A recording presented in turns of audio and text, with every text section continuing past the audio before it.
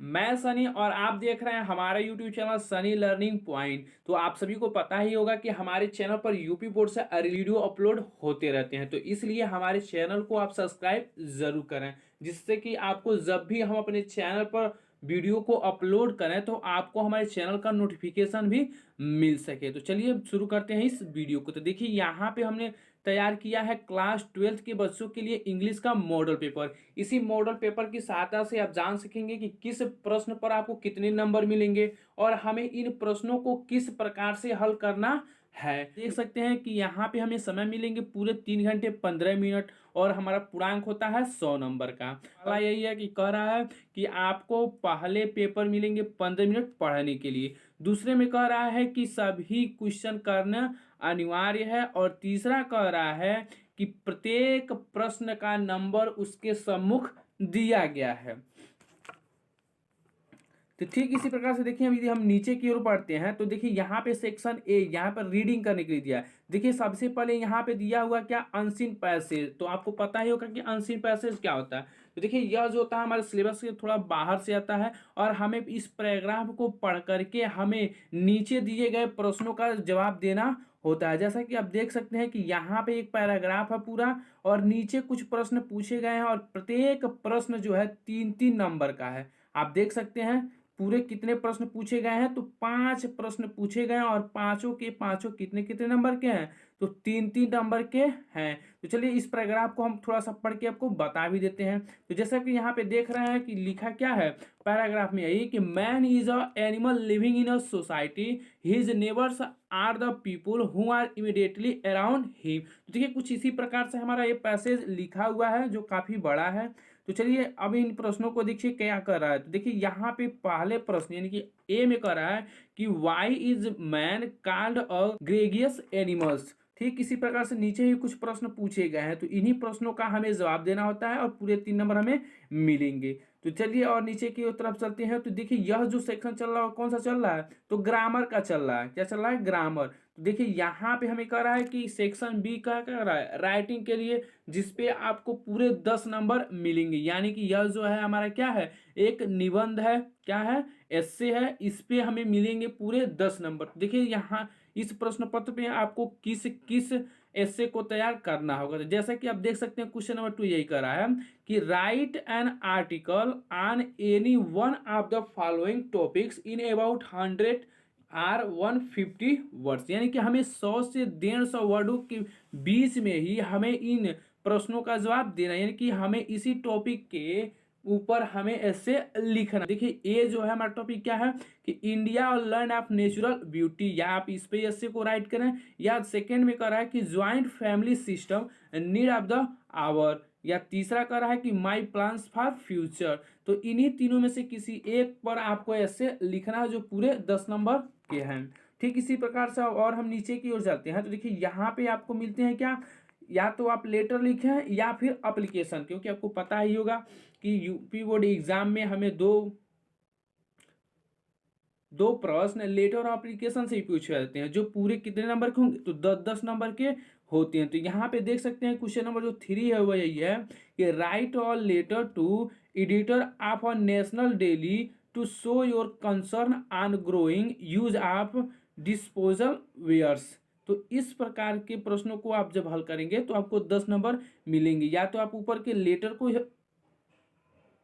को लिखें या नीचे दिए गए जो हमारा लेटर है उसको आप लिखें। तो देखिए दूसरा ऑप्शन में क्या कर रहा है कि write a letter to principal of your school to complain against the shortage of latest sports magazines in the library, या आप इस पे लेटर को लिखें तो आपको 10 नंबर मिलेंगे।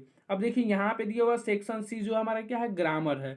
देखिए यहाँ पे करा क्वेश्चन नंबर 4 में कि choose the correct option to answer the following question. देखिए यहाँ पे हमें ऑप्शनल ऑप्शनल टाइप का क्वेश्चन पूछा गया है। तो देखिए हमें यहाँ पे हमें इन प्रश्नों को पढ़ना है और नीचे दिए गए विकल्प में सही विकल्प हमें चुन करके लिखना है। तो क्या है ये, कह रहा है कि the absence of governments in a country is called. अब यहाँ पे देखिए 4 ऑप्शन दिए गए हैं, इन चारों में से जो सही है आपको वही लिखना होता है।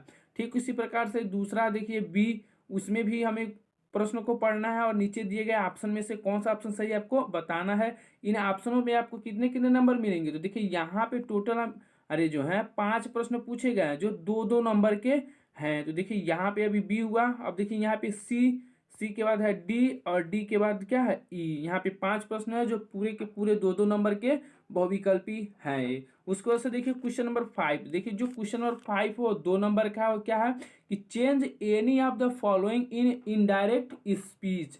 कह रहा है कि इनमें से किसी एक को आपको जो है इनडायरेक्ट स्पीच में कन्वर्ट करना है। तो देखिए यहाँ पे 2 दिया गया है, पहला दूसरा, यानी कि आप यदि पहले को हल करते हैं I said don't waste your time, या आप दूसरे को हल कर सकते हैं my teacher said to him you can send your application online to.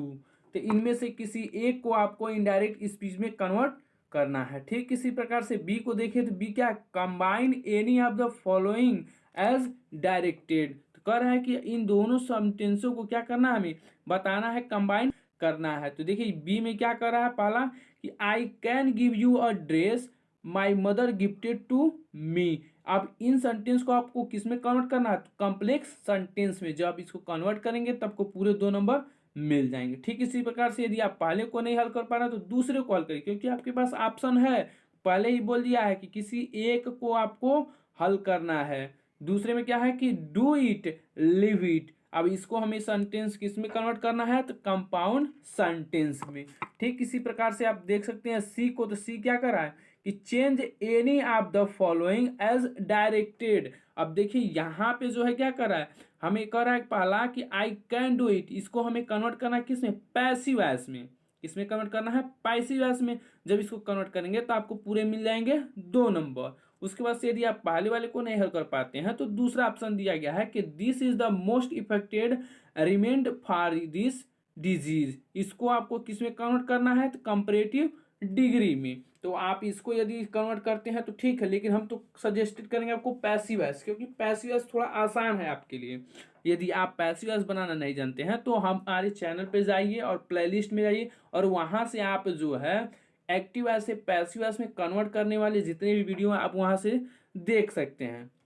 ठीक इसी प्रकार से और आप नीचे की ओर जाएंगे तो देखिए यहाँ पे जो डी है इसमें क्या करा है, correct any of the following sentence. हमें अब बताना है कि इसमें से कौन सा सेंटेंस सही। देखिए ई में क्या कर रहा है कि use any of the following pairs of words in your own sentence to make the difference in their meaning clear. तो जैसा कि आप देख सकते हैं दूसरे नंबर में क्या है, सेल और सेल। तो देखिए ये दोनों तो एक ही है सेल से, लेकिन दोनों का जो उच्चारण क्या दोनों का जो मीनिंग हो क्या है, अलग अलग। एक सेल का मतलब कोष का और एक सेल का मतलब क्या है, बेचना।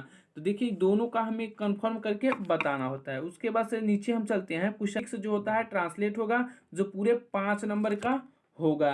तो देखिए इस सेंटेंस को हम जब बनाएंगे तो हमें मिलेंगे पूरे 5 नंबर। उसके बाद से चलिए नीचे की ओर हम चलते हैं। तो अब यहाँ से हमारा जो स्टार्ट हो रहा है क्वेश्चन आंसर।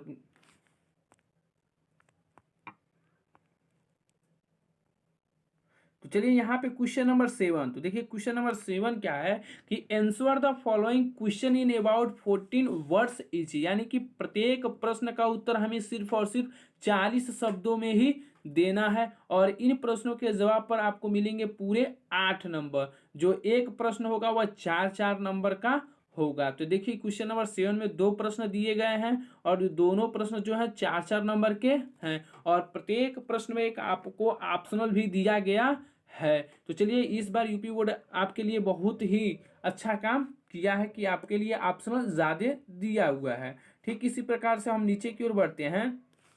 ठीक इसी प्रकार से क्वेश्चन नंबर 8 में देखिए तो कह रहा है क्वेश्चन नंबर 8 में यही कि answer any one of the following in about 80 words. यानी कि हमें प्रत्येक इनमें से किसी एक प्रश्न का 80 शब्दों में जवाब देना है। तो यहाँ पे आप देख सकते हैं कि आपको पूरे 2 प्रश्न दिए गए हैं ए और बी करके, जिसमें से जो पूरे 7 नंबर का है। ठीक इसी प्रकार से और हम नीचे की ओर जाएंगे तो देखिए क्वेश्चन नंबर जो 9 है इसमें क्या कर रहा है कि 9 में कि रीड द फॉलोइंग। यहाँ पे हमें क्या दिया हुआ है, एक पैसेज दिया हुआ है। इसी पैसेज को हमें पढ़ना है और नीचे दिए गए प्रश्नों का हमें जवाब देना है जो पूरे 6 नंबर का यह प्रश्न है। तो चलिए और नीचे की ओर देखिए यहाँ पे कितने प्रश्न पूछे गए हैं, तो पूरे 3 प्रश्न पूछे गए हैं। जो पूरे प्रश्न है वो कितने हैं, 3 है, और प्रत्येक प्रश्न 2-2 नंबर का है। ठीक इसी प्रकार से जब हम क्वेश्चन नंबर 10 की ओर चलते हैं तो देख सकते हैं कि आप क्वेश्चन नंबर 10 में तो यही करा है कि right the central idea of any one of the follow.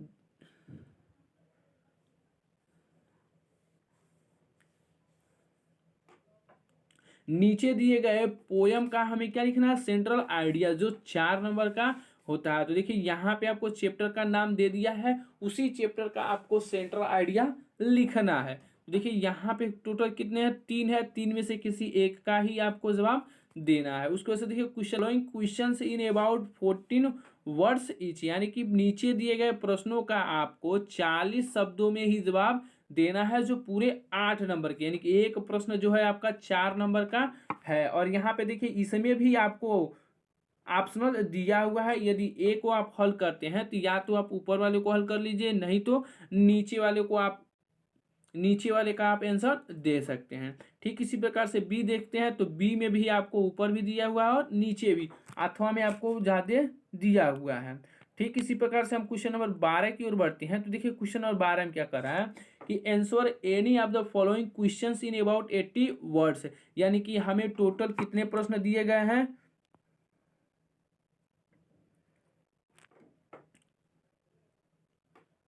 Total 2 प्रश्न दिए गए हैं, और इन दोनों प्रश्नों में से किसी एक प्रश्न का हमें जवाब देना है जो पूरे 7 नंबर का है। तो देखिए यह जो प्रश्न है वह पूरे 80 वर्डों में ही हमें जवाब देना है। तो जैसा कि आप जानते हैं कि आपको किस प्रकार से यह जवाब देना है, तो आशा करते हैं कि आपको समझ में आ गया होगा कि आपका जो यूपी बोर्ड एग्जाम है उसमें कितने प्रकार के प्रश्न पूछे जाएंगे।